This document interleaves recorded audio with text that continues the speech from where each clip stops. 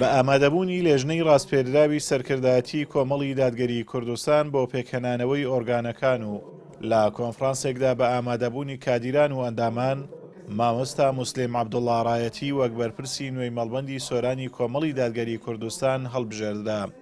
کادیران و ئەندامانی کۆمەڵ سوپاسی بەرپرسی پێشووی مەڵبەند دەکەن کە لە ڕابردوودا دڵسۆزانە کاری کردووە و پاڵپشتی خۆشیان بۆ بەرپرسی نوێ دەردەبڕن.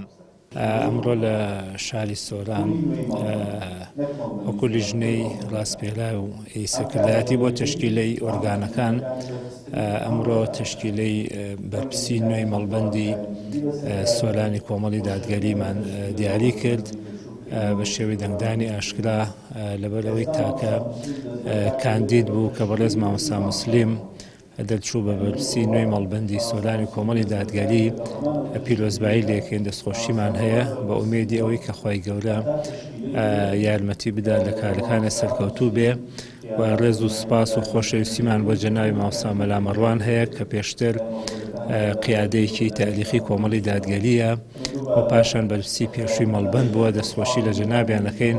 ئەمڕۆ لە پرۆسێکی ئازادە ئەلگۆری بەرپرسی مەلبەند کرا کە پێشووی مامۆستا مەڕوان بوو خوا جەزای خێری داتەوە و بەباشی هێناوە تا ئێستا تەسلیمی بە مامۆستا موسلیم کرد خوا پشت و پەنابێ ئینشاءڵڵا ویش بەباشی بەڕێوە با و ئێمەش هاوکار و هاودەم ئێبین ئینشاءڵڵا.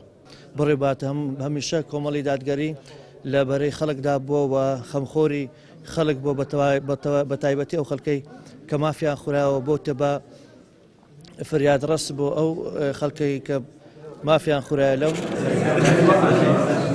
مامۆستا مەڕوان گەڵاڵی کە یەکێک لە دامەزرێنەرانی کۆمەڵی دادگەریە و سەرجەم خۆناغوپلەکانی حزبی بڕیوە و لە ئێستاشدا خۆویستانە خۆی بۆ هیچ پۆستێکی حیزبی نەپاڵاوتووە دەڵێت لە داهاتووشدا هەر سەربازێکی ماندوونەناسی کۆمەڵی دادگەری دەبین.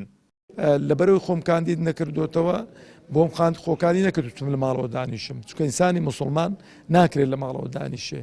ئینسانی موسڵمان دەبێت لە دەرەوە بێ خزمەت کاتن چکۆ کاروانی پێغەمبەرانە عەلەیهیمو سەڵات وسەلام ئەو کاروانی پێغەمبەرانش هەر کەسێک کە لێی بەجێما هەر کەسێک کە لێی دوا کەوت زەرەر و زیانی زۆری کردووە. لەبەرەوە شێمە بەڕاستی ئەم زۆر زاری دیکەشە قسەم کردووە دەکرێت ئێمە بەرپرس نەبین بەڵام ناکرێت لە کاری ئیسلامیدا نەبین. دەکرێت بەرپرس نەبین بەڵام ناکرێت لە کاروانەکەی دابڕین.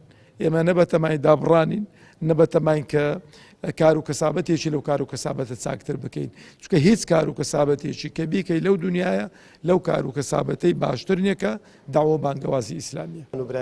بۆ لیژنەی باڵا بەرپرسی نوێژ کە بە زۆرینەی دەنجی ئەندامانی کۆنفرانس هەڵبژێردا دەڵێ ئەوەی لە توانام دابێت بۆ پێشخستنی کۆمەڵی دادگەری کوردستان لە ئیداری سۆران دەیکەین. سەبارەت بە وەرگرتنی ئەو پۆستەشم لەسەر داوای برانی قیادە بووە کە داوایانی کردیم کە ئەو پۆستە وەربگرم چونکە من لە ئێستا ئەرکوکاری خۆم هەیە بەڵام کە دەزانم کارێکی ئیسلامی لەسەر من مەسەلەن دەوەستێت ئیشان بەمنە من ئامادەم کە کارەکانی خۆم ئەوانێک تایبەتن بە خۆم ڕابگرم و هێز و قۆ بدەمە کاری ئیسلامی بۆی کە بتوانێت ئەم ئیشێ بەرەو پێشتر بەرین. نامەکو خۆم ینی حەز و ئارزووی ئەو پۆستەم نەبووە بەڵام کە زۆربەی برایان و خوشکان کە تەکلیفیان لێکردم و کە بە باشیان زانی لەو خولەی ئایندەدا کە دێت لەم 4 ساڵی کە دێت کە بەرپرسیان بم ئەمن نەمتوانی داوای ئەو خوشکبرانە ڕەتکەمەوە لێرەوە سوپاسیان ئەەکەم. کۆنفرانسی ناوچەی ئەنجام بدەین دوای هەڵبژاردننی بەرپرسی مەڵبەندەکان لە بەرەنجامی کۆنگرەی پێنج لە ئایندەیەکی نزیکیشدا کارژێڕی مەڵبەندەکان و ئۆرگانەکانی دیکەی کۆمەڵ پێکهێنانەوەی نوێیان بۆ دەکرێتەوە. ئازادۆمەراوی کەناڵی ئاسمانی پەیام سۆران.